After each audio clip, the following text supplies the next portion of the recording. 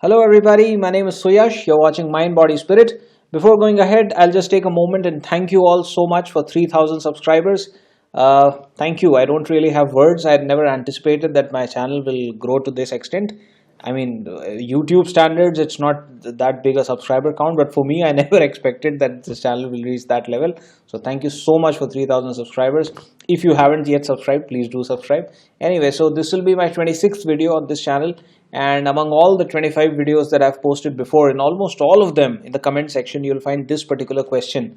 And the question is that if I'm applying the law of attraction in order to manifest a particular intention into my life, do I also have to work for it, or will it just manifest out of thin air because I'm applying the law of attraction? So it's a good question, and this video will answer that question. So let's get started.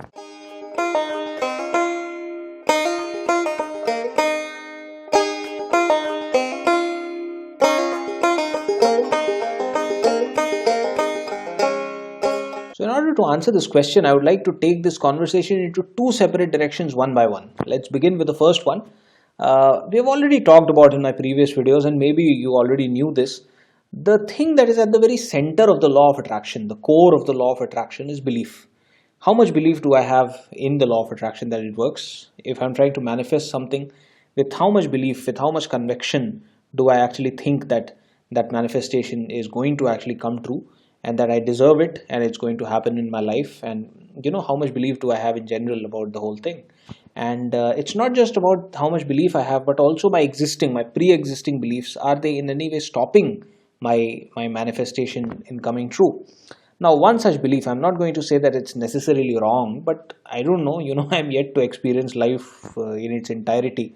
But one belief that I think most of us are brought up with is that anything worth having is really difficult to have. You have to work really hard for everything that is worth having.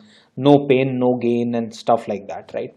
And of course, now there are ways that we have talked about on my channel in my previous videos of how we can actually change these pre-existing beliefs, how we can modify them to serve us better. But that takes some time, that takes some effort. And while it's a good idea to try to change your pre-existing beliefs to suit your current needs, there is also a workaround that is available for lazy folks like me. So if you're like me, use this workaround. Now, what is the belief that we have? No pain, no gain. You have to work really hard for everything that is worth having. Now, if you're only applying the law of attraction, if you're only just meditating and visualizing and writing in your gratitude journal and feeling as if it has already happened, you're doing all the things from a law of attraction point of view, everything that you're supposed to do. But in the traditional sense, you're not taking any action towards your goal. And so what will happen is that this belief from within you will keep on bothering you again and again and again, So let's take an example. Let's say you're trying to manifest more money into your life. This belief will keep telling you, but you're not working harder. You're working just the same amount. How can you expect to make more money? It may even cause deservingness problems in you. It can tell you that, okay, so you're trying to earn more equal to that fellow, but look how much that fellow works. You don't work as hard as he does, and so you don't deserve the extra income. So these are the problems that our existing beliefs can create. Even though we are doing everything, from within this problem comes and it impedes our progress when it comes to the law of attraction. Now, what to do about this? Instead of fighting with this belief, we can actually use this belief to our benefit. How can we do that? How do we connect this belief, law of attraction, and whatever action that we have to take? How do we connect that? Well, it's simple. It may seem too simple actually. The trick is that when you're applying the law of attraction, just take some action. Now, before you close this video, let me explain. So let's say you're trying to manifest something, let's say more money. Now, I know that you can't probably work 5 hours extra. What you are working today, you cannot just, increase that by 5 hours. But I'm sure that you can increase that by half an hour, or let's say 1 hour. If you can do that, just to quieten that negative nudge that keeps coming from within you, that you're not doing anything for it, you don't deserve it, just to keep that quiet. If you can do that, that'll do two things. The first is, as we have talked about in my earlier videos, I said that every thought has a frequency, every thought has a vibration. Now, every action has a frequency and a vibration as well. So when you are taking even small actions, that sends a message to the universe that you're serious about this this intention. And I think that's really powerful. That's more powerful than just thinking about it. So when you're putting in some action into it, you are feeding the manifestation process much more than you would by just a thought. So thought is important. Thought is the trigger. Thought is that initial ignition that starts that fire of manifestation, but action will actually feed it to a great extent. So that's one. The second thing that it does is that sends signal to your mind that yes, I'm doing something to manifest it. So I deserve it. I'm working extra and I'm doing something, and as a result of this action, that intention is coming true, and that will help you believe by using your pre-existing beliefs to your advantage. Instead of fighting with it, you compromise with it. Yeah. So let's take an example. Let's say you're trying to earn more money. Maybe you can't work 5 hours extra, but you can work half an hour extra, if for nothing else, just to satisfy that belief of yours, just to keep that negative nudge that will keep bothering you from within yourself, just to keep it quiet. You can do that. So let's say you are trying to lose weight and you're applying the law of attraction for it. You're feeling the feelings of already having that perfect body and everybody complimenting you.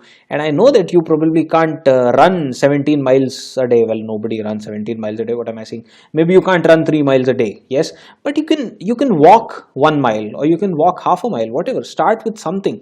Start with something that you didn't do before. It's not something that will cost you a lot of effort, or a lot of time, or anything of that sort. Something that is easy, but something that you didn't do before. It sends a wonderful signal, a very positive, a very powerful signal to the universe that you're serious about this intention, and you feed the manifestation process. Second, your mind thinks, well, hey, I'm walking half an hour every day, and so I deserve to lose this weight, and I deserve a perfect body.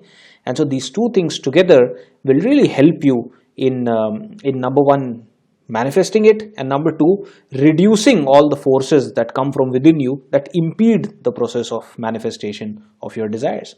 So some little minute action, something that you can do, anything that you can do that you didn't do before, just start doing that. Couple that with your law of attraction efforts, and I guarantee it that you'll really see increased and more powerful and even faster results. So try it, let me know in the comment section. Now coming to the second direction in which I wanted to take this conversation, you may have already heard about it. Actually, it's something very popular.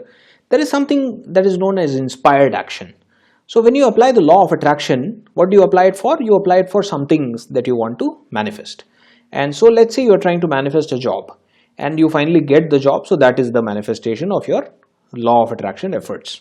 But mostly we'll see, and you may also have observed that, and think back to everything that you have manifested with the law of attraction. Manifestation is not a singular event, you see. It is a series of small mini manifestations that finally converge into one manifestation. So let's say you're trying to manifest a new job into your life. Maybe you meet a person and you haven't met that person in a long time. You just meet them as a coincidence, that you come across that fellow and he tells you about a job opening, and you realize that job is somewhere in your vicinity. It's very convenient for you to go for that interview. When you go to the interview, you have a very good connection with that interviewer, and what's next is he asks you all the questions that you're already prepared for. And then there is a salary negotiation with an HR guy, and that HR guy, you have a wonderful negotiation with him. You're able to get the best salary that you wanted, and finally you get the job. So that, of course, is the ultimate manifestation. But there are so many manifestations in the way, and all of them combined form that ultimate manifestation.